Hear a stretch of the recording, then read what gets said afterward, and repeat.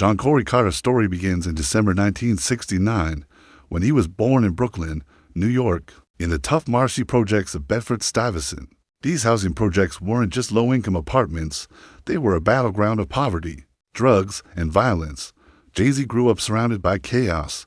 His father left when he was young, leaving his mother, Gloria, to raise 4 kids alone. Nights in the projects were filled with sirens, fights, and gunshots. For young Sean, that world wasn't an occasional headline on the news, it was everyday reality. From the very beginning, survival was his first lesson in life. As a child, Sean discovered music. His mother would later recall that he used to bang on the kitchen table, drumming out rhythms, while she bought him a boom box to keep him off the streets. That boom box became his first real connection to hip-hop. He would listen for hours, rewinding cassette tapes, memorizing verses from rappers who were beginning to shape the culture: Run DMC, Cool J, and Rakim. He didn't just admire them. He studied them, breaking down their flows, their wordplay, and their cadence. Soon, he started writing his own rhymes, filling notebooks with verses and sharpening his craft on neighborhood corners. But inspiration wasn't enough to feed a family. By the time he was a teenager, Sean had turned to the streets to make money. Crack cocaine had swept through New York in the 1980s, devastating communities. But for kids like him, it was a business model. He learned quickly how to hustle, how to negotiate, how to earn respect, and how to move in a world where trust was rare and betrayal could cost you your life. The hustler mentality would never leave him. It was a double-edged sword, dangerous, destructive, but also teaching him skills that would later translate into business genius. Even while hustling, rap never left his heart. He began performing under the name Jazzy, a nickname from his neighborhood. That later evolved into Jay-Z, partly as homage to his mentor, Jazzo, and partly to represent the Jay-Z subway line near his home. With Jazzo, he recorded early tracks and even appeared on television shows like Yo! MTV Raps.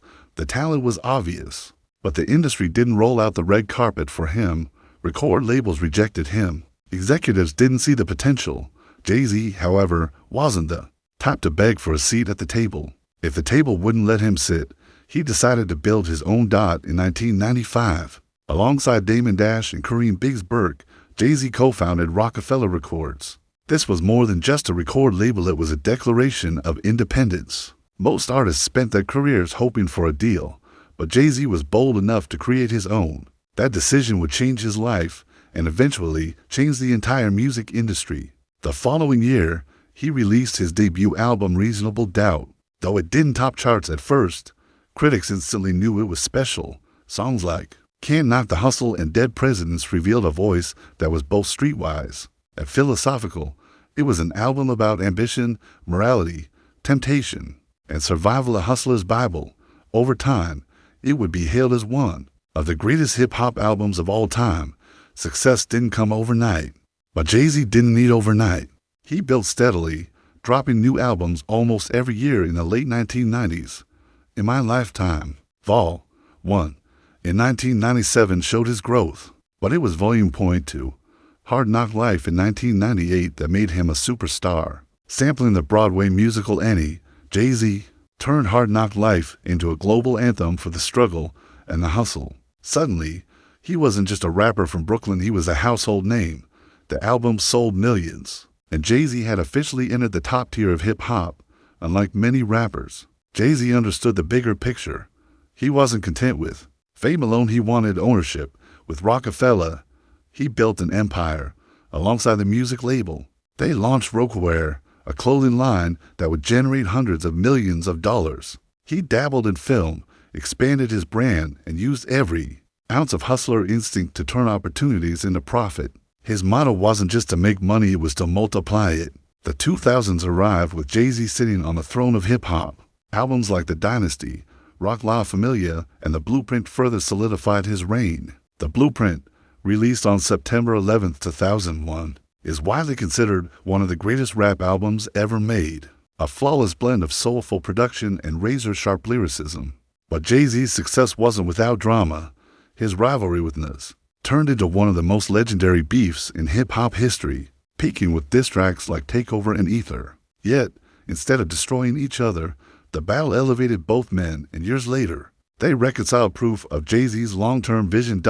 In 2003, Jay-Z shocked the world by announcing his retirement. After the Black Album, songs like 99 Problems and Dirt Off Your Shoulder dominated culture, and his farewell concert at Madison Square Garden was monumental.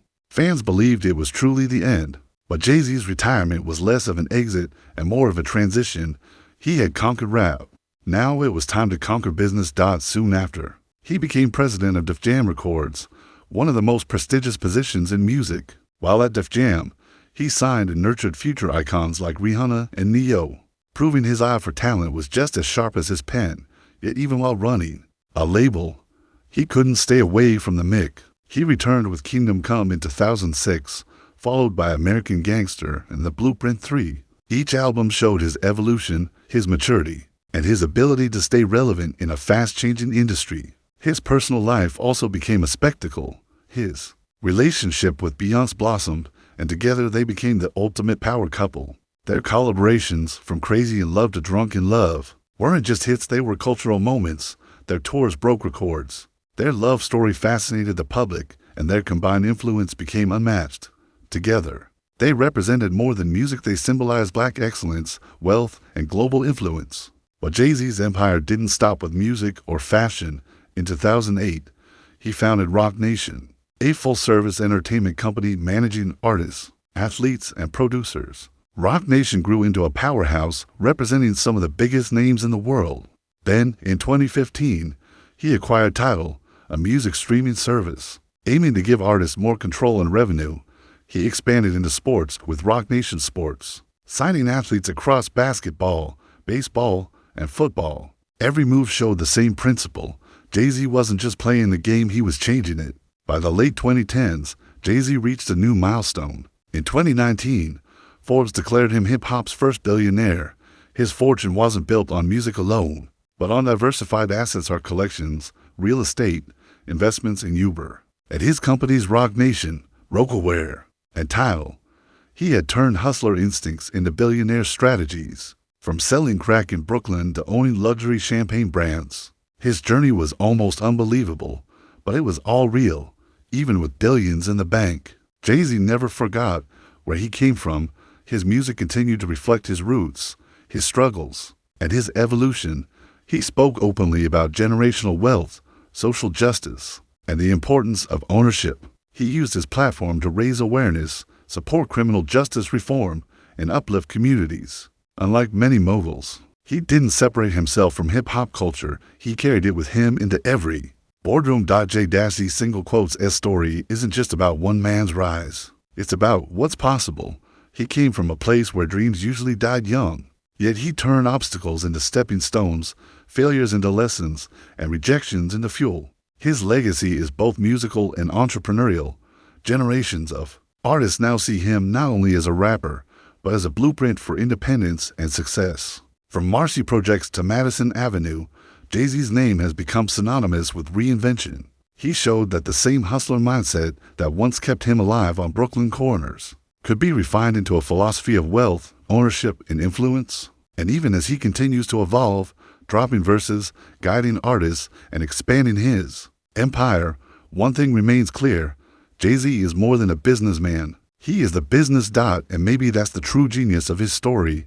Jay-Z didn't just build wealth. He built an identity that transcends time, culture, and geography. He represents the dream that no matter where you start, even in the harshest of environments, you can rewrite your story. His journey is proof that with vision, persistence, and fearless ambition, there are no limits. Sean Carter didn't just make it out of the Marcy projects. He built a bridge for others to follow.